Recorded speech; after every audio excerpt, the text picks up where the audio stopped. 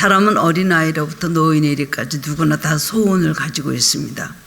동양 사람이나 서양 사람이나 옛날 사람이나 현대 사람이나 누구를 막론하고 모든 지위에 관계없이 모두 다 소원을 가지고 있습니다. 예수를 믿어도 소원이 있고 소원이 더 많더라고요. 또 예수를 믿지 않아도 소원이 있습니다. 그런데 믿는 자 안 믿는 자는 소원을 이루는 방법이 많은 차이가 있습니다. 우리 그리스도인은 우리 소원을 하나님께 아버지께서 이루어주신다는 믿음을 가지고 살아갑니다. 보이지 않는 하나님이 저 위에 계셔서 내 삶을 주관하시고 내 삶의 주인이 되신다고 우리는 믿으며 하나님께 모든 걸 부탁을 하고 말씀대로 살아가려고 합니다. 하나님께서 우리를 소원의 항구로 인도하시고 내 모든 잔이 넘치게 하시고 내 모든 기도에 응답하신다고 믿고 선하신 하나님을 섬기는 것이 우리 성도들의 삶입니다. 근데 이 세상 사람들은 어떻게 살아갑니까? 자기의 소원을 자기 힘으로 열심히 노력하기만 하면 이룰 수 있다는 생각을 가지고 살아가는데 그것이 그들의 인생 철학이고 그리고 삶의 방식입니다. 그러나 우리 소원은 하나님의 은혜로 하나님이 이루어 주셔야 되는 것입니다. 살다 보면 예수를 또 믿다 보면 더욱더 그런 걸 느끼죠. 내 맘대로 안 되는구나. 원하는 대로 안 되는구나. 노력을 해도 안 되는구나. 복은 하나님께서 하늘로부터 주시고 은혜도 하나님께서 주실 때 받을 수 있구나. 그렇게 우리가 깨닫게 됩니다. 그러기 위해서는 어떻게 해야 될까요? 우리는 그리스도인은 하늘문이 꼭 열려야 됩니다. 하늘하고 닫히고 나서 땅의 모든 것이 열려줄 생각을 한다는 것은 잘못된 생각입니다. 오늘 본문에 있는 잠언은 솔로몬 왕이 쓴 것으로 알려져 있습니다. 대부분 솔로몬 왕이 썼지만 그렇지 않은 다른 저자들도 있습니다. 그런데 이 잠언은 삶의 지혜로운 진리들을 요약한 짧은 서술, 짧은 글로 이렇게 되어 있습니다. 열왕기상 4장 32절에 보면 솔로몬은 3,000가지 잠언을 말했대요. 그리고 1,005개의 노래를 지었다고 했습니다. 하나님 주신 지혜 아니면 그렇게 할 수가 없습니다. 솔로몬은 말년에 우상 숭배하고 어리석은 행기로 하나님 앞에 불순종하기도 했지만 그가 왕이 된 직후에는 하나님 앞에 1,000번제를 드렸습니다. 그리고 하나님께 구하기를 백성은 많고 나는 어린데 내가 이 백성을 치리할 수 있는 방법은 하나님께서 나에게 지혜를 주셔야 됩니다. 지혜를 열심히 구했어요. 1,000번제를 드리고 난 다음에 하나님께서 솔로몬에게 내가 너에게 무엇을 줄까? 그렇게 물어보셨을 때 지혜를 구합니다. 하나님께서 정말 너는 정말 내 마음에 합당한 것을 구하는구나. 부귀영화도 구하지 않고 원수의 생명도 구하지 않고 너는 나에게 지혜를 구하는구나. 하나님 마음에 합당하셔서 솔로몬에게 놀라운 지혜를 주셨습니다. 그래서 솔로몬은 우리가 알기로 솔로몬 하면 지혜죠. 솔로몬의 지혜. 이 세상에서 아주 지혜로운 사람으로 알려져 있습니다. 잠언의 주 핵심되는 내용은 지혜입니다. 지혜. 이 지혜는 하나님을 경외함으로 얻게 되는 지혜이기 때문에 지혜로운 삶은 어떤 삶인가? 곧 경건하고 의로운 생활을 하는 것입니다. 그것이 지혜로운 삶입니다. 의롭고 경건한 삶을 사는 것. 하나님을 경외하는 것. 일반적으로 우리는 지혜라고 하면은 어떤 지식을 적절하게 사용할 수 있는 혈신적인 능력이라고 생각을 하죠. 그것은 실천면에서 말하는 정의이고 성경에서 의미하는 지혜는 훨씬 다양한 뜻을 가지고 있고 참된 지혜는 그렇기 때문에 마음의 문제고 영적인 문제입니다. 세상에서 우리가 생각하는 어떤 일을 하게 잘 풀어가는 어떤 방법, 머리에 어떤 여러 가지 재주 또 아니면 나쁜 말로 좀 하자면 잔꾀 이것이 지혜로운 것이 아닙니다. 그렇기 때문에 지혜는 두 가지가 있는데 세상적인 지혜가 있고 위로부터 오는 지혜가 있어요.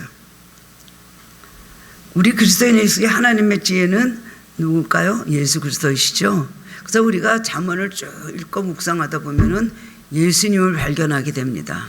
잠언을 깊이 묵상하다 보면 예수 그리스도를 만나게 된다는 것입니다. 주님이 지혜이시거든요.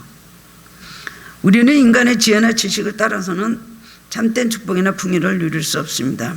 지혜로운 자는 아까 말한 대로 하나님을 잘 경외하고 그리고 경건하고 의로운 생활을 하며 하나님의 교훈에 귀를 기울이는 또 그 말씀에 순종하고 평생을 듣고 그 가슴에 말씀을 간직하고 사는 사람이 지혜로운 사람입니다. 남보다 똑똑하고 할 수 있는 것이 많이 있고 뭔가 좀 내다보는 안목이 있고 머리가 영리한 것, 이것도 상당히 남이 알지 못하는 걸 캐치하는 것도 지혜로운 거지만 그것이 절대로 지혜로운 것에 참된 정의라고 할 수가 없습니다. 하나님께서 주신 지혜, 하나님을 섬기고 하나님 말씀을 실천하다 보면 하나님께서 주시는 지혜는 사람이 감히 생각할 수 없는 뛰어난 지혜를 주신다는 거예요. 여러분 세상에 살면서 한 번만 그런 지혜를 기도하면서 받아보십시오. 솔로몬 같지는 안 될지 몰라도 대단한 사람이 될 수가 있습니다. 하나님은 지혜를 주시기 위해서 우리에게 신앙생활 잘하라고 하시는 겁니다. 그래서 하나님의 자녀들을 잘되게 하시고 하나님의 자녀들을 성공하게 하시는 것입니다. 무디 목사님은 이렇게 말했습니다. 순종은 진리를 깨닫게 하는 학교라고 말했다는 것입니다. 그런데 자문을 보면 아주 대조적인 두 가지가 나와 있는데, 악인 또한 불의한 사람이 어리석은 삶, 그 말로, 그리고 그 다음에는 의인의 삶에 대해서 말씀을 하고 있습니다. 그래서 이 두 가지 삶의 특징과 결과를 잠언을 읽다 보면 자세히 알 수가 있습니다. 악인은 그렇지 않으며 악인은 그렇지 않고 결과가 이렇다, 꼭 대조적으로 말씀해 주시거든요. 우리는 지혜로운 사람들에서 하나님께서 주신 은혜와 축복을 받고 살아야 됩니다. 풍요로운 삶, 자기가 생각하는 것보다 자기가 할 수 있는 영역보다 훨씬 하나님께서 주신 지혜를 가지고 살면은요, 생각할 수 없는 일들을 이루고 하나님 하시고 싶은 일들을 할 수가 있는 것입니다. 하나님 누구에게나 그런 지혜를 주셔서 하나님의 사람들이 하나님의 큰 일을 하기를 원하시거든요. 그렇기 때문에 너희는 머리가 되고 꼬리가 되지 아니하며 위에 있고 아래에 있지 아니하며 세계 민족에 뛰어나게 하실 것이다. 신명기 28장의 말씀, 순종하는 자에게 그런 복을 주신다고 하셨습니다. 오늘 하나님께서 지혜로운 자에게 약속하신 축복은 무엇일까요? 우리가 지혜로운 자가 되면 어떤 축복이 우리에게 임할까요? 오늘 본문의 말씀을 통해서 깨달음을 놓고 함께 은혜를 나누기를 원합니다. 첫 번째 오늘 말씀을 보면 평강의 축복입니다. 지혜로운 자는 여호와를 경외하는 자, 여호와를 인정하고 의뢰하는 자입니다. 시마다 때마다 하나님을 인정하고 하나님을 생각하고 하나님을 의지하고 하나님께 영광을 돌리는 삶입니다. 본문 1절 2절 말씀 보면 내 아들아 나의 법을 잊어버리지 말고 내 마음으로 나의 명령을 지키라. 그리하면 그것이 내가 장수하여 많은 해를 누리게 하며 평강을 더하게 하리라고 합니다. 솔로몬은 지혜의 근원으로서 두 가지 명령을 하고 있습니다. 첫 번째로는 나의 법을 잊어버리지 말라. 이거는 좀 소극적인 그런 명령입니다. 두 번째는 내 마음으로 나의 명령을 지키라. 나의 법을 잊어버리지 말라. 두 번째로는 또 나의 명령을 잊어버리지 말고 지키라. 아주 적극적이고 긍정적인 명령입니다. 여기서 법과 명령은 하나님의 자녀가 바른 삶을 살게 위한 구체적인 지침됨을 가르치고 있는 것입니다. 솔로몬은 이 법과 명령을 마음으로 지키라고 했습니다. 건성으로 지키라는 게 아니에요. 우리 마음에 하나님의 법과 하나님의 법도가 잘 새겨져 있으므로 무엇을 하든지 이것을 기억하고 마음으로 그 법과 그 다음에 명령을 어기지 말고 지키라는 것입니다. 법과 명령을 동의해서 그렇습니다, 옳습니다 라는 것으로 받아들일 뿐만 아니라 그것을 이루기 위해서 의지적으로 순종하고 행하는 것이 하라는 거예요. 그것이 바로 내 마음으로 나의 명령을 지키라는 것입니다. 그리하면 뭐하긴다고? 우리에게 장수하는 복을 주시고 평강을 더하게 하시겠다는 것입니다. 이 시대에 우리에게 꼭 있어야 할 것은 평강입니다. 장수라는 것은 이 구약시대 말이지, 지금 와서 장수라는 것은 꼭 그것이 하나님께서 반드시 말씀대로 살면 장수한다, 그렇게 말할 수는 없습니다. 수많은 선교사님들이 돌아가시는 분들이 얼마나 많아요. 순교하시는 분들이 얼마나 많아요. 또 그런 해외 선교지에 가서 정말 젊은 20대 30대 선교사님들 여기서 그렇게 오랫동안 준비하고 가셨다가 가서 선교지 가서 6개월 3개월 만에 세상 떠나시는 순교하신 그 선교사들의 글을 읽으면서 얼마나 마음에 또 하나님 뜻을 이해할 수 없다 하지만 꼭 장수하게 한다. 예수 잘 믿으면 장수할 수 있습니다. 자꾸 생명을 연장시켜 주시더라고요. 저희 어머니는요 33살에 돌아가신다 그래서 오늘 저녁 8시에 돌아가신다 이렇게 해서 이제 세상 떠난다고 해요. 아버지가 아내가 세상 떠나는 걸 어떻게 보겠냐 그래가지고요 집을 나가셨대요. 집을 나가셔서 그냥 밖에 나가서 막 울고 계신데 제 동생 낳고 그렇게 됐다고 하십니다. 그런데 그 어머니의 그 신학교 선배 되시는 그 언니가 형님이 그 말을 듣고 찾아오셨는데 가서 막 기도를 해주면서 나사렛 예수님 일어나 걸으라 그랬더니 벌떡 일어났대요. 그러고 일어나서 미음 좀 달라니까 미음 뭐야 밥 먹으라 그러셨대요. 또 밥을 숟가락으로 잡수셨대요. 내 아버지가 이제는 세상 떠나는 것보다 기별이 없는 거 보니까 세상 그렇게 하고 와서 보니까 앉아서 숟가락으로 밥을 잡수고 계시잖아요. 너무나 놀라가지고 그래가지고 일어나서 그냥 처음엔 지팡이를 짚고 그 다음에는 그냥 걸어가고 그날이 수요일인데 수요 예배 저녁 때 가서 이제 그날 장례가 이제 곧 난다고 했는데 어머니가 걸어 들어가신 거예요. 교회로.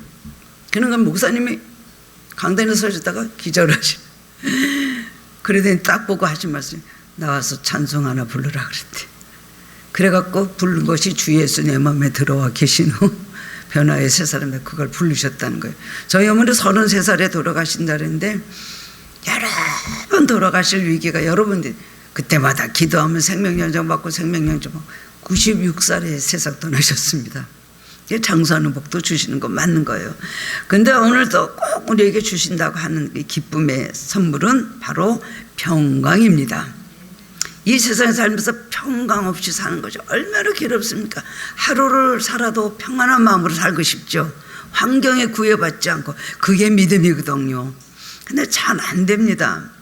평강은 우리가 알다시피 히브리어로 샬롬, 안전지대, 온전지대라는 뜻을 가지고 있다고 합니다. 평강은 평안과 같은 뜻으로 무사하고 마음에 걱정이 없는 상태를 말하는 것입니다. 여러분들이 소원하는 기도 제목들 저에게 말씀하고 아니면 우리 또 연말이나 새해 쭉 하나님 앞에 이제 글로 또 편지로 올리는 거 보면 거진다가요 가정의 평강, 자녀들의 평강, 생활의 평강 등 평강에 대한 기원들이 대부분 많이 있습니다. 본문 1절 보면 장사에 많은 애를 누리게 하며 평강을 더하게 하리라는 말씀 공동번역 성경에 보니까 날이 갈수록 행복을 누리게 된다라고 표현을 하고 있습니다. 사람은 마음의 평화, 영역이 건강할 때 행복합니다.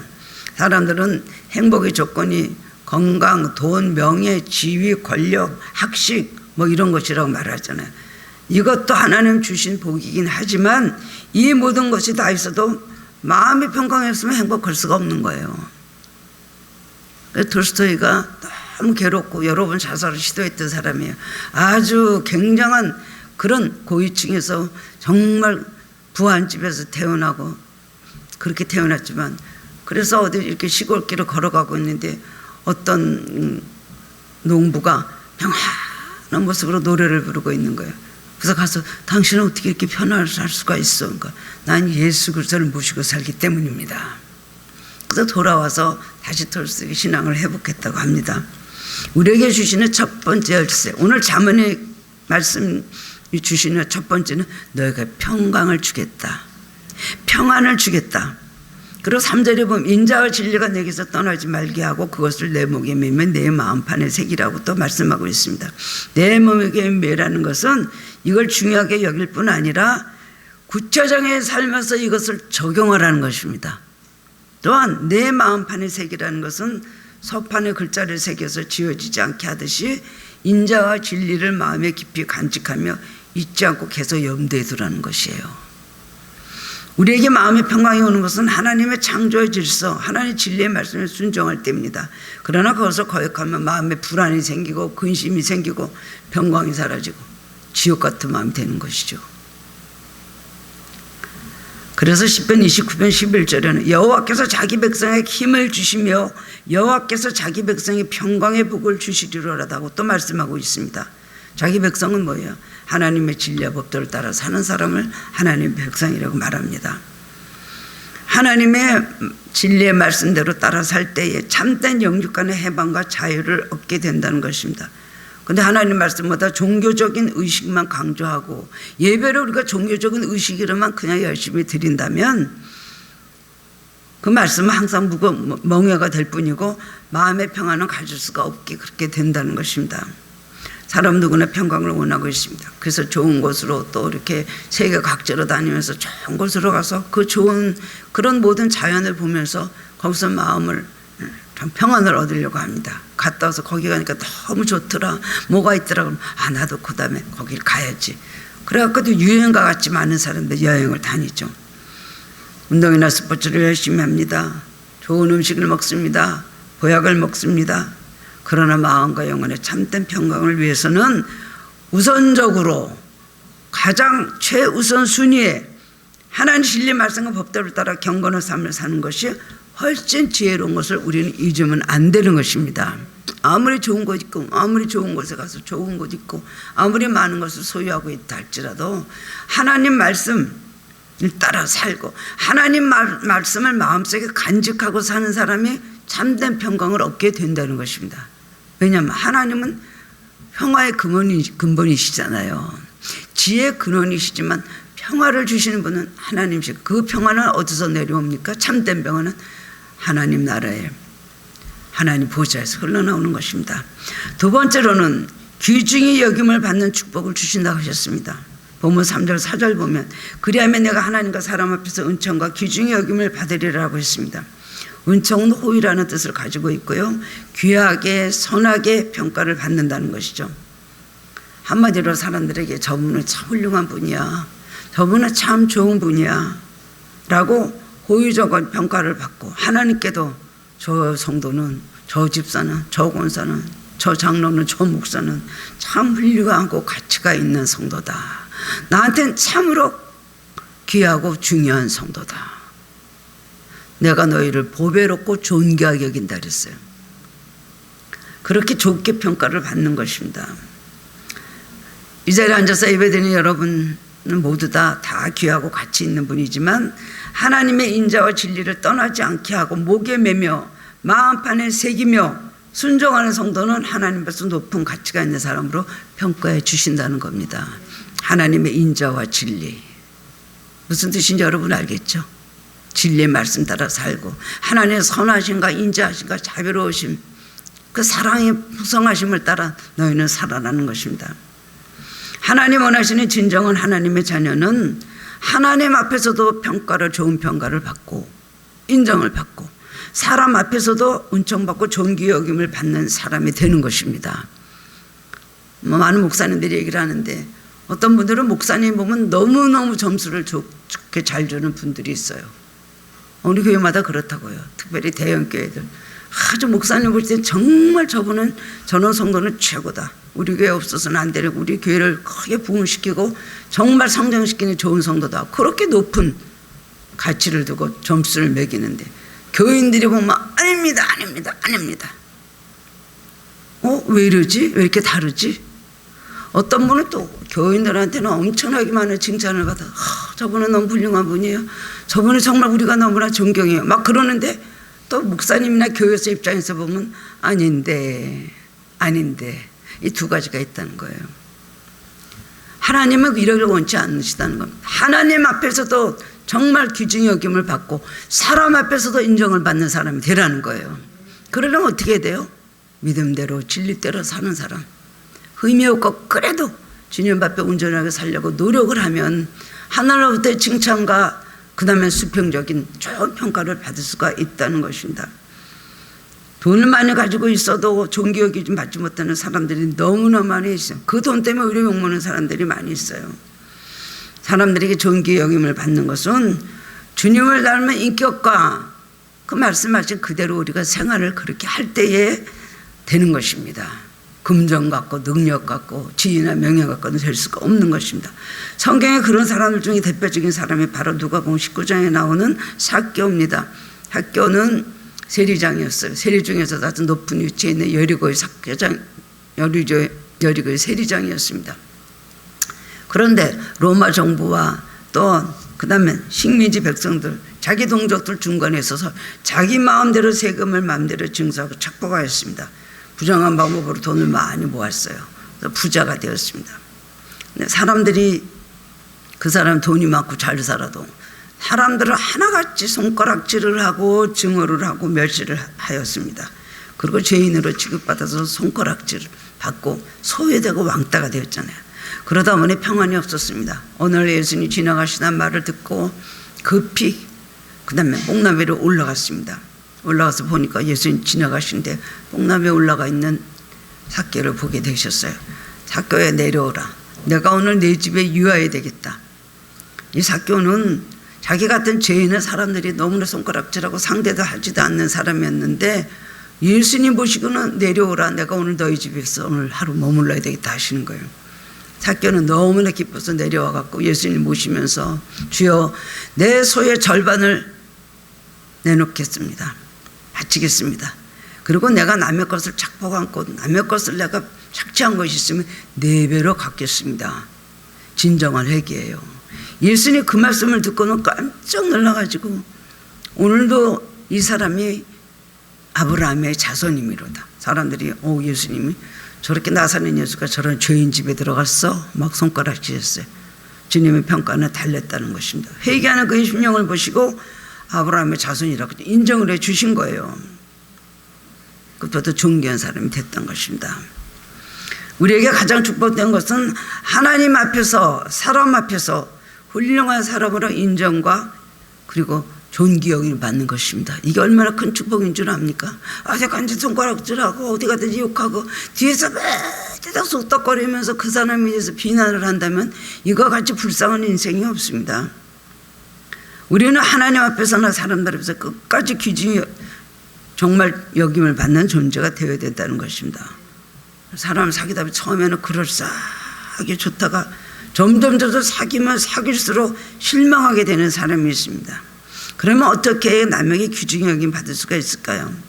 쉽게 말하면 하나님께 성실하게 신의를 지키는 것 또한 사람에게도 성실하게 진실을 가지고 신의를 지키는 것 이것이 귀중히 여김을 받는 척도가 된다는 걸 아시기를 바랍니다. 미국 테네시주의 생명보험회사로 큰 성공을 거둔 밀비 박사라는 사람이 있었는데요. 그 사람은 처음에는 스프링 필드라는 그 작은 마을에서 아주 가난하게 살았다고 합니다. 근데 나중에 생명보험회사 사장으로서 큰 부자가 되는가 사람들이 물어봤어요. 그 성공하게 된 비결이 무엇입니까? 그랬더니 그 사람 대답하기를 사무엘상 2장 30절 말씀에 나를 존중히 여기는 자를 내가 존중히 여기고 나를 멸시하는 자를 내가 경멸하리라는 말씀을 나는 마음속에 깊이 새기고 있었습니다. 그래서 정말 하나님을 존중히 여김으로 존중히 여김을 받는 자가 되려고 나는 굉장히 노력을 했습니다. 그게 비결입니다. 그렇게 말했다는 것입니다. 그 말씀을 붙잡고 여러 가지 하나님 말씀 주일 성수 온전하게 하고 11조 생활 바로 하고 그런 것을 첫 번째 약속으로 정했습니다. 그의 기업은 축복을 받고 번창하여서 나중에는 하나님께 많이 드리고 그리고 이웃에게도 선한 일을 굉장히 많이 하는 그런 일을 하게 됐다는 것입니다. 날로 큰 생명보험회사가 되었다는 것입니다. 사람들에게 귀히 여김받고 하나님께 인정받는 것은 어떤 큰 일을 해서가 아닙니다. 획기적으로 어떤 어디 정말 세상을 떠들썩하게 하게 하는 그런 일이 아니라 하나님께 인정받은 것은 아주 작은 일, 남이 보지 않는 일, 그러나 하나님 걸 보고 계시거든요. 아주 작은 것, 사소한 것도 어디 갔는지 하나님께 신의를 지키며 하나님과 약속을 지키며 하나님 앞에 내가 이렇게 살겠습니다, 말씀대로 살겠습니다 했다면 그걸 그대로 지키는 사람이에요. 하나님은 큰 것도 보시지만 작은 것도 더 많이 보십니다. 우리 삶에서 생각하는 것, 말하는 것, 행하는 것, 구하는 것 이거 다 보시거든요. 그걸 보시고 그냥 스스로 낮아지고 겸손해지려고 하고 나는 별 볼 일 없는 사람이다 하고 자기 자신을 조그맣게 이렇게 축소시키는 사람도요. 하나님께서 높여주시니까 그냥 자꾸만 높아지는 거예요. 우리는 점점 크게 삶을 살아야 됩니다. 처음에는 작은 삶을 살아요. 겨자씨 같죠. 그러다 그리스도는 점점 크게 되는 거예요. 처음에는 막 그럴싸하고 막 요란하고 뭐 같은데 나중에 보면 점점 쪼그라드는 삶이 있을 수가 있습니다.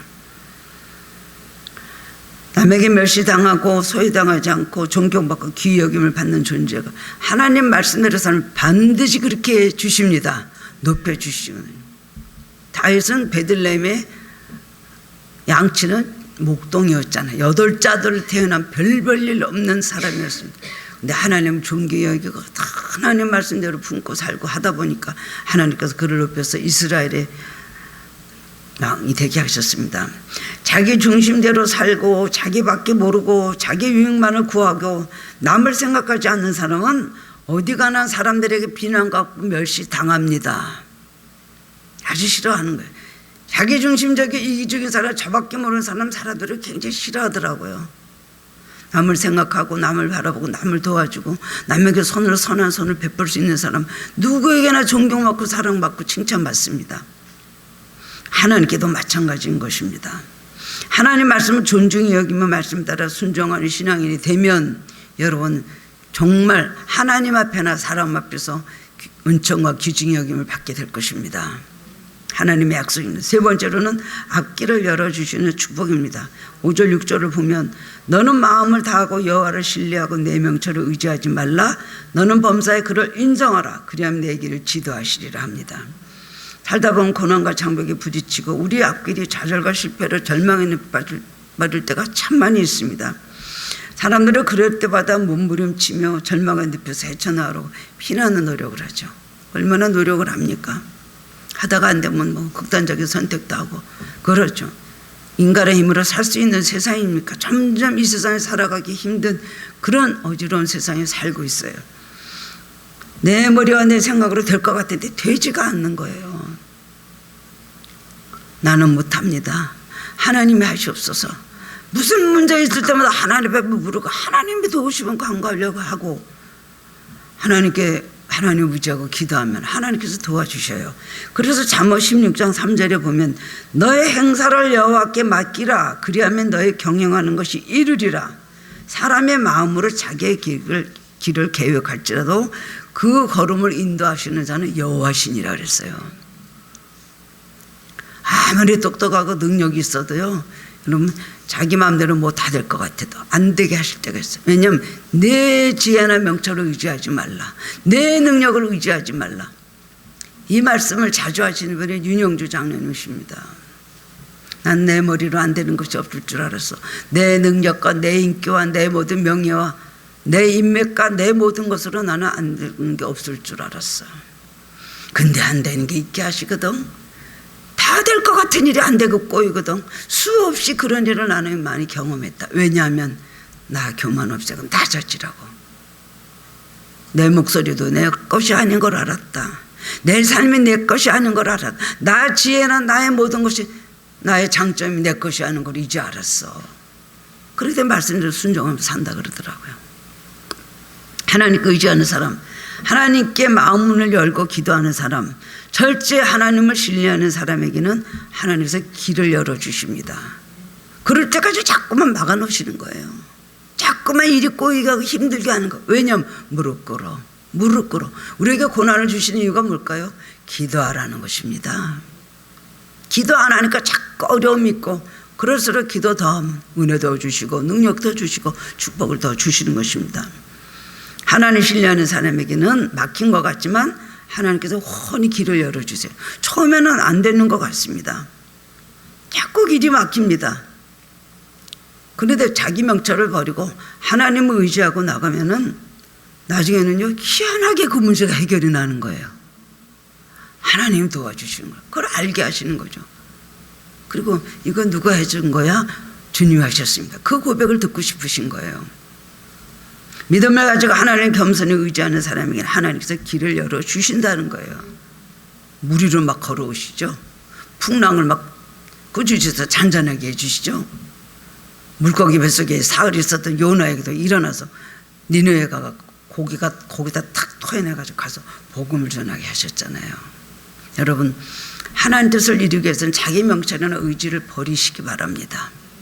하나님 일을 하기 위해서는 하나님 의지하면 능력밖에 생각밖에 풍성하신 하나님의 주혜가 여러분에게 열린다는 것입니다.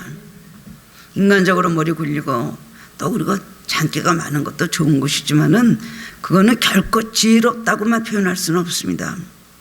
하나님 의지하고 말씀대로 의롭고 선하게 살아야 됩니다. 요즘 사람은 출사기에서 줄을 잘 써야 된다 말을 많이 하죠. 줄을 써야 되든.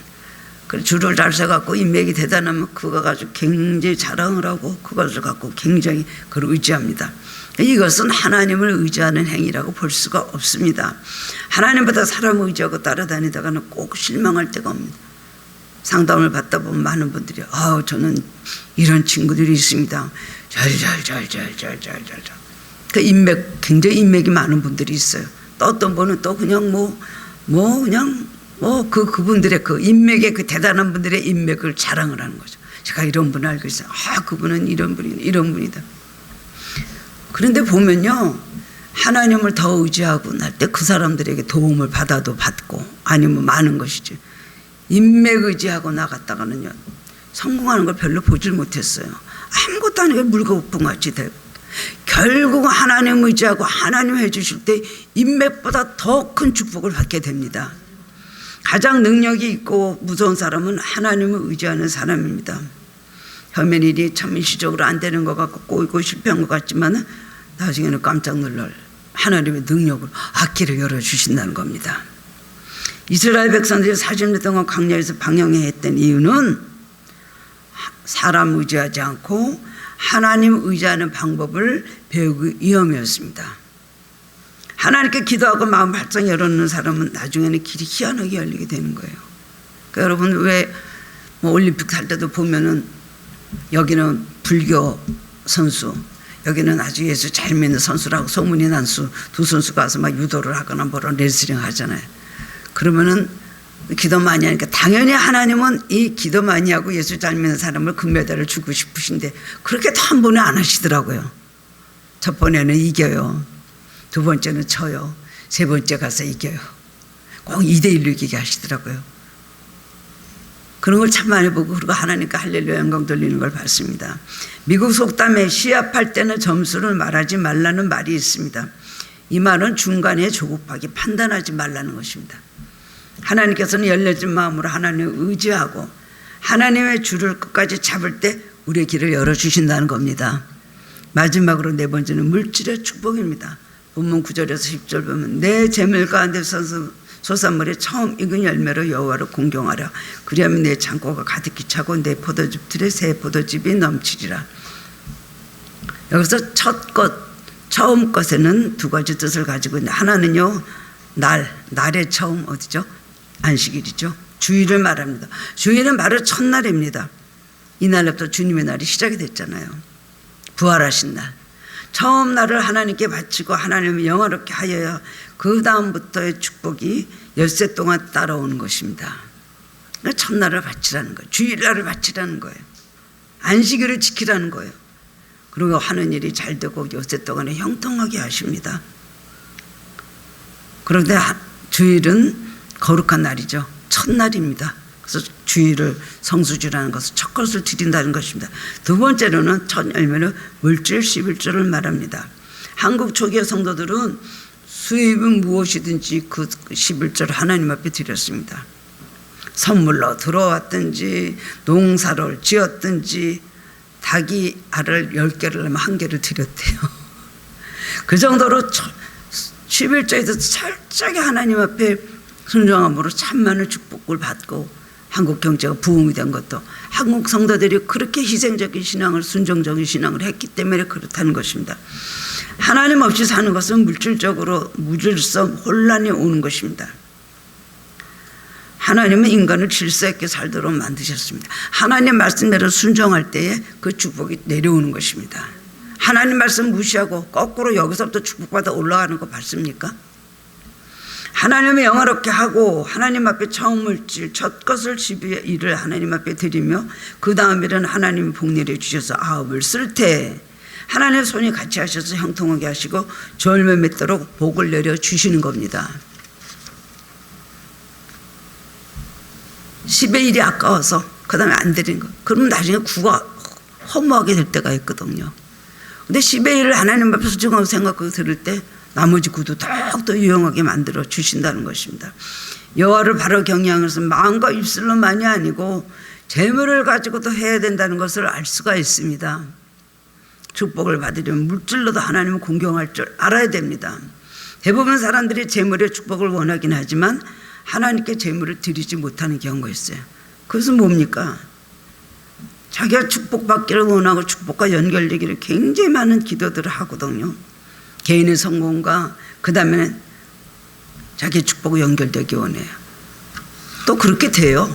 하나님의 그 모든 약속이 있기 때문에. 그런데도 하나님께 큰 복을 받지 못하는 이유는 아직까지 우리에게 축복받을 그릇이 준비되어 있지 않기 때문입니다. 사람들은 재물에 대한 축복은 받으려고 하면서 그릇은 준비하지 않으려고 합니다. 하나님 제일주의로 살면서 먼저 하나님을 기쁘시게 하고 하나님을 잘 경외해야 되는 것입니다. 사람들 중에는 자기가 다 쓰고 남은 것 중에서 일부분을 겨우 그거 가지고 하나님을 섬기려는 마음을 가지는 사람들이 있습니다.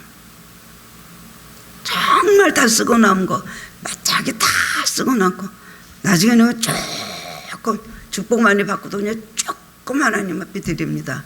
근데 하나님 그걸 갖고 기뻐하시면 좋은데 하나님 어떻게 보면 사람 얼굴에 이렇게 붙어있는 밥풀 말른 걸 이렇게 떼어드려서 그거 기뻐하실까요? 그렇지 않습니다. 그런 그릇이 준비되지 않아서 받지 못하는 경우도 많이 있습니다.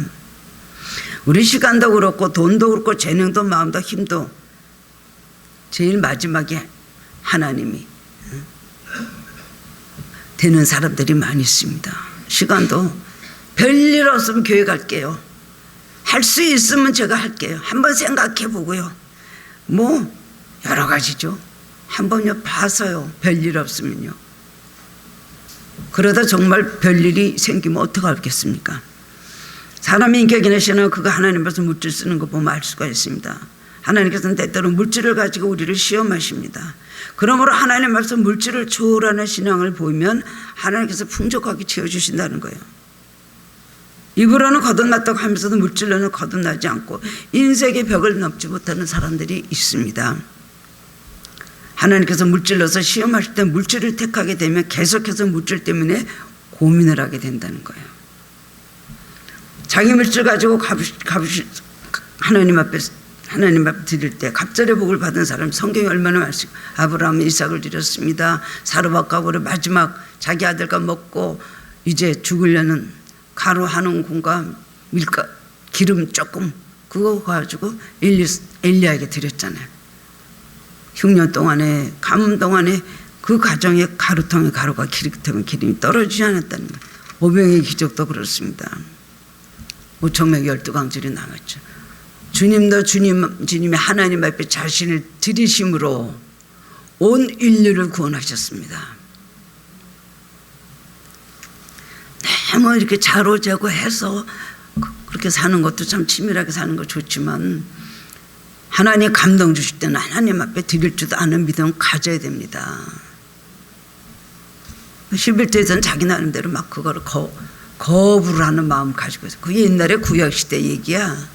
그리고 또 제대로 배우지 못해서 11조 중요한 걸 제대로 의미를 모르기 때문에 그 다음에는 아까워서 못 바치고 이 세 가지 이유로 11조들을 못 드린다고 합니다. 저는 11조 드리라는 말을 여러분에게 그렇게 많이 하지 않습니다. 이럴 때나 조금 하지요. 그런데 이제 생활이 어려우신 분들은 11조 내고도 사실 생활하기 어려운 분도 있거든요.